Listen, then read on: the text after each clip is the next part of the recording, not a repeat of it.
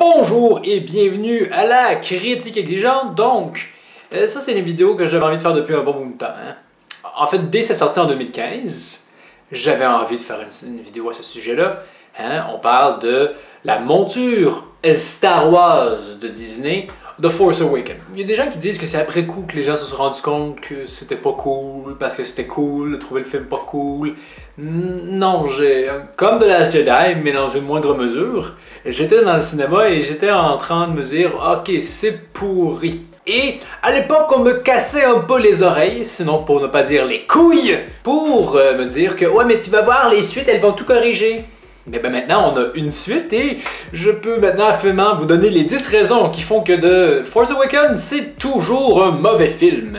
Donc, allons-y pour la première raison. La prémisse, elle ne fonctionne pas. Dès le générique déroulant, ben on se rend compte qu'il y a quelque chose cloche. Hein. Le générique, qu'est-ce qu'il nous dit? Ah, il faut trouver Luke Skywalker parce que Luke Skywalker va nous permettre de nous débarrasser du Nouvel Empire, de l'Empire 2, le First Order, peu importe. Hein? Quoi?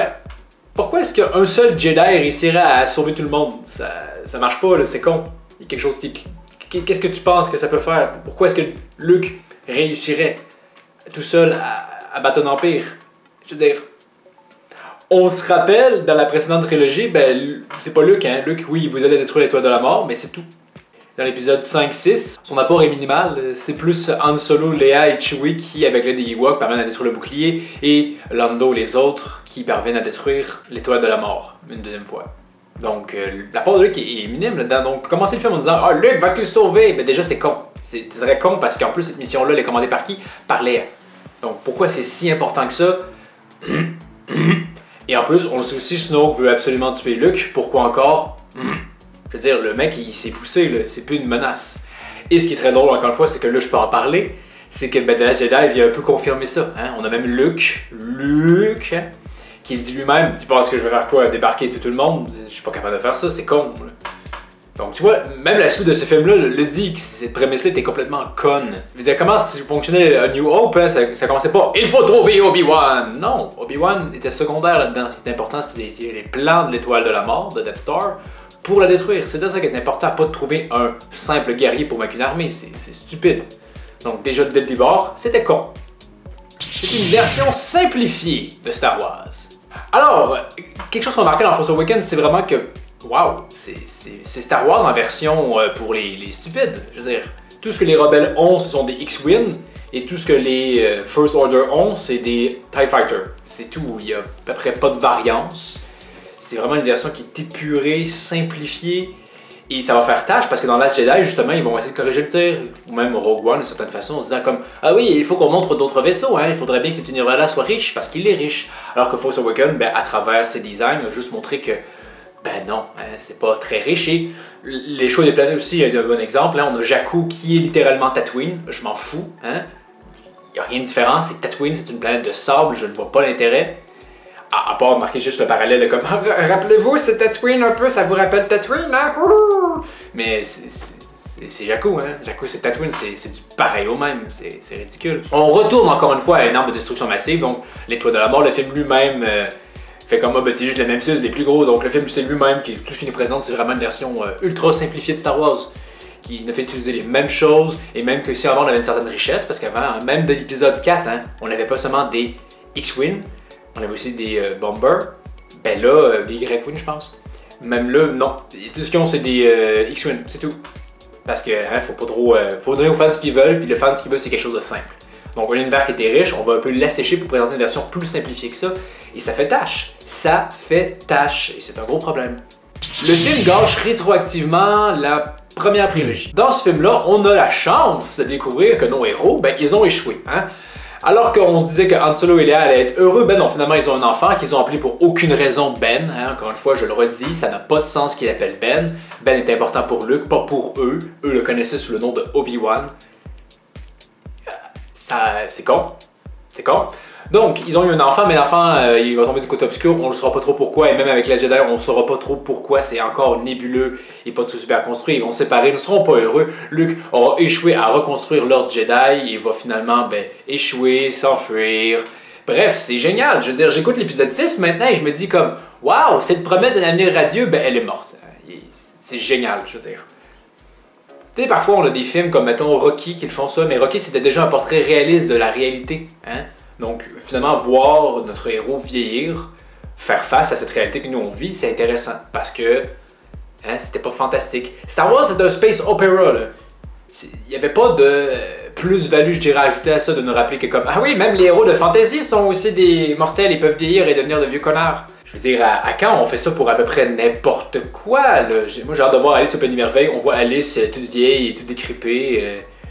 Les 7 nains, on apprend qu'un nain a eu le cancer, l'autre a tué l'autre.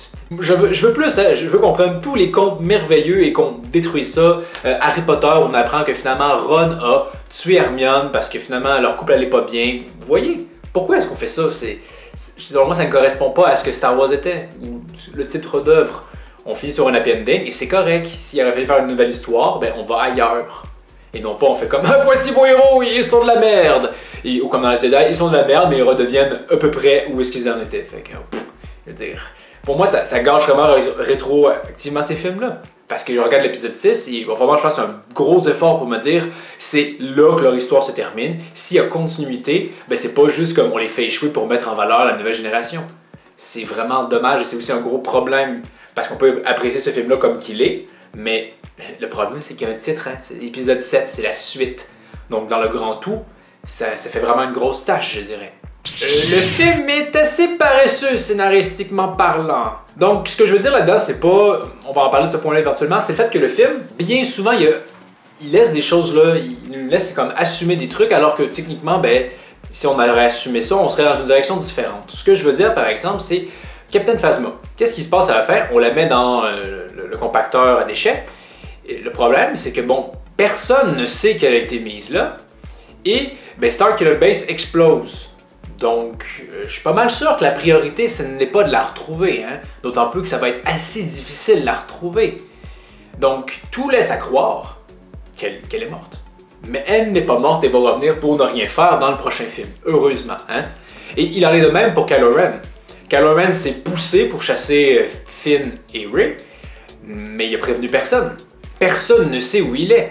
Donc, en théorie, on est pressé dans le temps pour partir, ben, il est censé être mort. Je veux dire que Snoke dise « Trouve-moi Kylo Ren, je vais compléter mon entraînement. » Oui, d'accord, mais n'empêche que vous n'avez aucune idée où il est. Kylo Ren est gravement blessé, il n'est pas capable de vraiment bien se mouvoir. Encore une fois, il aurait dû mourir, à moins que tu me dises que Starkiller Base explose très très lentement, mais ça fonctionne pas. L'idée, c'est qu'il faut rapidement qu'on l'évacue.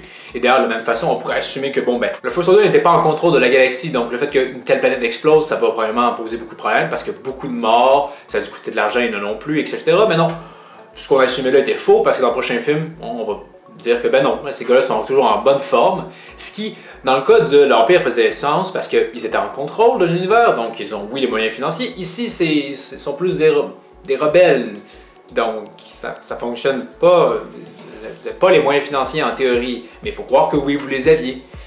Donc il y a vraiment beaucoup de passages là où on assume juste des facilités comme ça incroyables. Par exemple, quand ils sont dans Starkiller Base, comment dire, ils se disent « Ah, ben, on a besoin de trouver quelqu'un qui sait où aller. » Et poup! Puis l'an d'après, qu'est-ce qui se passe? On a trouvé Captain Phasma, parce que c'était facile comme ça.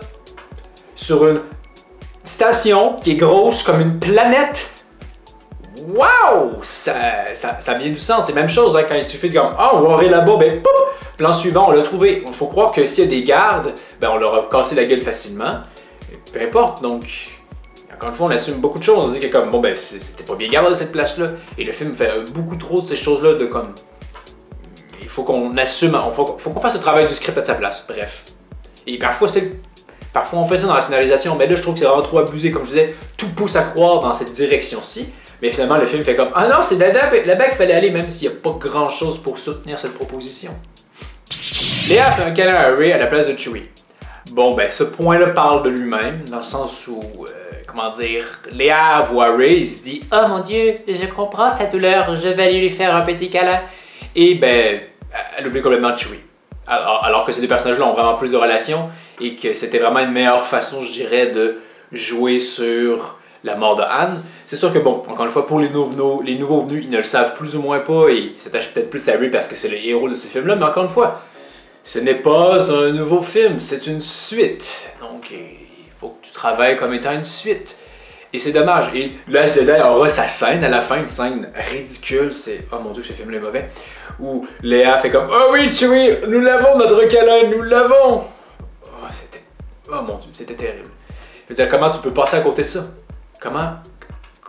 Il aurait fallu que Léa fasse un câlin à Chewie et après va voir Rey. Mais elle va l'avoir avec une moins grosse intensité parce que forcément, elle est plus près de Chewie. Chewie était plus près dans le Solo que Rey. Donc, vous voyez, c'est juste terrible. C'est terrible encore une fois. À suivre pour les 5 autres trucs qui font que Force Awakens, c'est pas un bon film.